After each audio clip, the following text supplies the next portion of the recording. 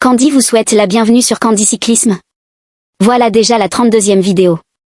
La dernière étape de Paris-Nice 2026 nous a offert un scénario absolument incroyable. D'un côté, la maîtrise d'un champion, de l'autre, un sprint explosif à couper le souffle. Lenny Martinez a créé un moment magique en battant Jonas Vingegaard en une fraction de seconde.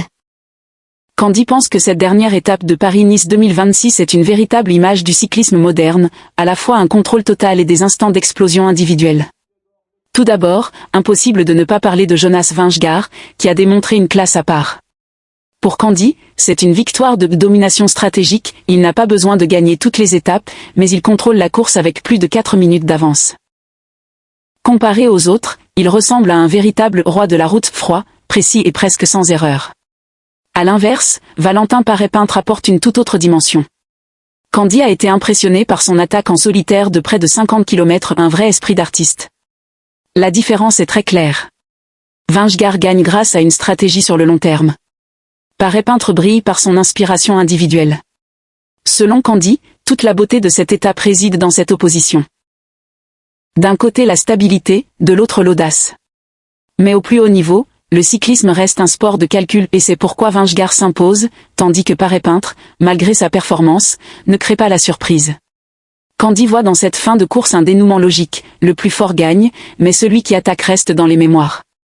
C'est aussi le double climax de Paris-Nice 2026 là où la stratégie collective rencontre l'exploit individuel.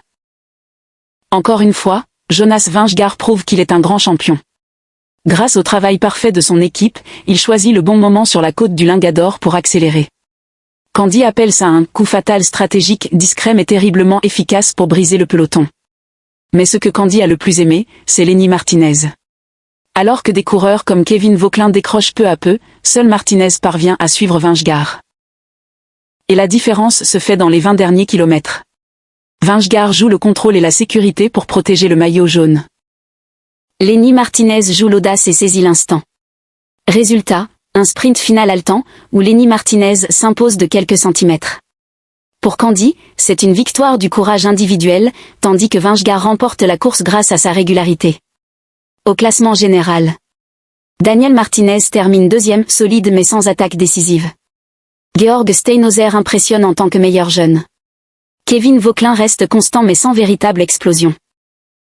En résumé, Candy voit une opposition magnifique. Vingegaard gagne la guerre. Lenny Martinez gagne le moment. Et parfois, ce sont ces moments qui restent à jamais dans la mémoire. Pour Candy, c'est ça la beauté du cyclisme, on ne gagne pas toujours tout, mais un seul instant peut vous rendre inoubliable. Lenny Martinez remporte l'étape avec audace et cœur, tandis que Jonas Vingegaard confirme sa supériorité en gagnant le classement général et le maillot à pois. Si vous aimez ce type d'analyse très Candy, n'oubliez pas de liker, de vous abonner à Candy Cyclisme et d'activer la cloche pour ne rien manquer des histoires les plus passionnantes du cyclisme. À très bientôt pour la 33e vidéo.